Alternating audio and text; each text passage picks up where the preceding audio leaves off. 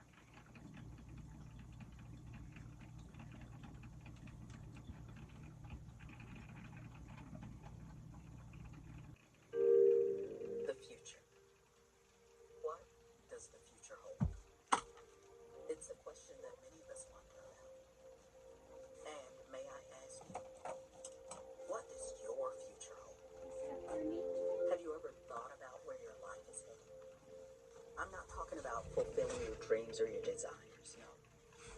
My question is, where do you spend your eternity?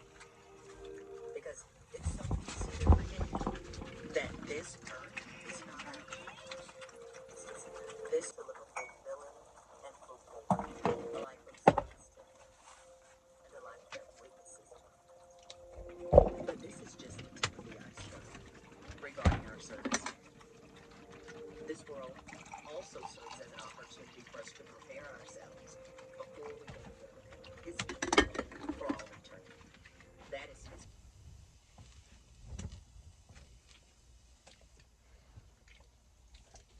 eternity. That is His plan for all mankind. However, not everyone will accept Jesus Christ. Not everyone will want to take part in His perfect plan. Some have chosen. Some will choose the road to destruction.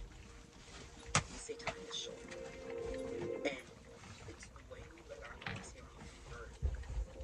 That's what will determine where we spend our eternity. Good morning, my friends, and welcome back to another episode of Curating Life. I wanted to speak a little bit, if you're new to my channel, just why I chose the name Curating Life for my blog channel. And originally it was to show kind of behind the scenes of being a curator, having a small business, being a reseller, thrifting, junking. The other meaning for curating life is making the most of your life, getting out there and getting what is good for you. And for me, the first thing I do every morning, after my morning routine of making coffee, feeding the animals, watch one of my favorite morning blessings, and it is called Grace for Purpose Prayers. Each one of them is between 18 to 20 minutes, and it's perfect. It's kind of the first thing I do after I get, like I said, everybody else fed and settled. And then I get my coffee and I sit down and I watch and listen and think about, and that's what I meditate on for most of the day, is the different Bible verses that were shared that morning, the message. So I'm going to do that, and then we'll check back when I'm ready to get to work.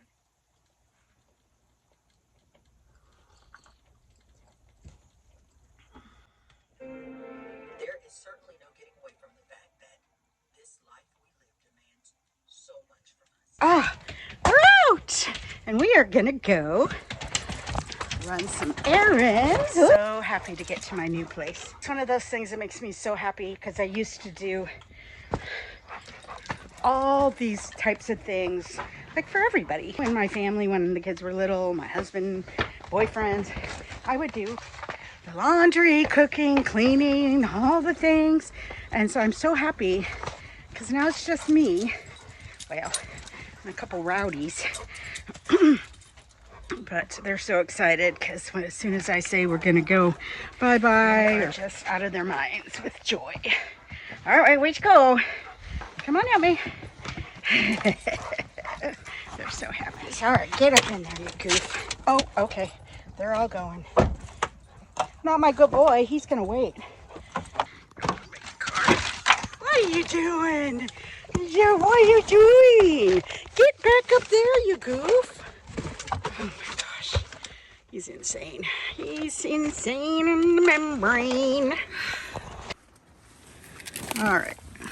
Everybody's in. But as I was saying, it's one of the things about being solo in life. Oh my gosh. It's so wonderful. You gonna sit up front, Books? Get up there so you're not crowding on the babies. Get up there. There you go. Good boy. Is I don't have to take care of anybody but me. And that makes me so happy.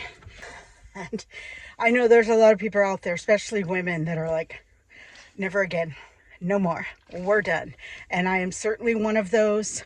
I love my animals. I love doing what I want, when I want, where I want, with who I want, or doing absolutely nothing and being okay with that too. So that's part of the amazing journey I'm on But for now, it's a not so amazing journey to go do laundry and some grocery shopping.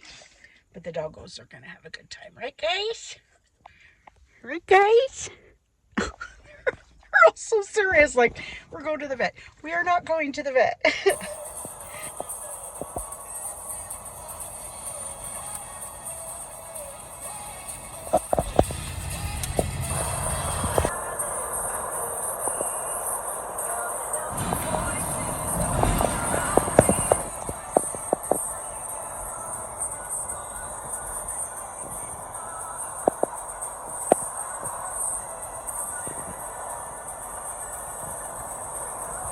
I'm listening to Christian music. That is pretty much exclusively what I listen to now. Every once in a while, the oldies. But the reality is at work, I think in the almost 10 months I've been at the Walmart, I've only heard 2 Christian songs. And one was actually this last work session.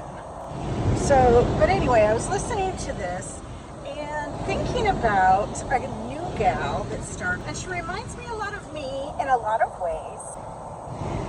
But one in specific, work related, is she's always smiley and tries to like be happy and silly and that's how I was when I first started. I've calmed down a little bit. Or maybe it was just kind of worn out of me. I don't know. I still strongly believe that God told me to be the light in life and certainly at work. And I've seen a big improvement. Not that I'm saying I did anything, but I do believe God has worked some pretty big miracles there. Some really unhappy people have left. And the ones that weren't always so smiley, they see me coming before I even say good morning or hi or how you doing. They're smiling at me as they see me coming out. But this girl came to me yesterday. The day before was her birthday. And she was just so excited that it was her birthday and was telling everybody. And our bosses bought her cupcakes, which is nice. They do that for everybody's birthday. She said to me yesterday, I heard some people talking smack about me behind my back. You know, we're not in high school. And I said, I know. So you just need to ignore it. Don't worry about it. I said, I haven't heard anything. When I first started, I'm sure I got talked about behind my back. The new girl, look at how smiley she is. What's wrong with her? Whatever. Doesn't she know how crappy this job is? But I also don't get involved with that. And people know not to talk to me about things other than I will discuss things at work that I think could be improved. But I never get into that personal garbage that I will be the first to admit that I did for a long time in past office jobs, and I always tended to support and take sides with the underdog. And what I found is even though I did that, it really never was reciprocated. And I always ended up in a bad situation by getting involved in gossip and other people's work issues with each other or whatever. So I don't do that anymore, and I just hope that you don't either. And if you have, try to stop. Give that one definitely to God and just tell him, I don't want to be this way. I don't want to get involved, because it does hurt people's feelings. She was very hurt. And I just told her, ignore it. Don't worry about it. That I'm sure there was a lot of people talking about me behind my back, and I really don't care, because I know who I am. And I'm here to do a good job, to be kind and friendly to everyone. And I said, just be you and don't worry about the haters. Well, yeehaw. I love it when this place is empty. Anyway, let's get going. This right here is why I'm choosing to move to a small town. I enjoyed my time when I was in Omak with my family, but as I've talked about before, I'm kind of an outsider, even though I'm an OG. And I didn't get a chance to grow up with my cousins and my aunts and uncles. So even though they all say they love me and oh, welcome, welcome, and all that, the truth is I don't fit in. I just don't. And the same with my mom's side of the family, her remarriage. I don't fit in with them either.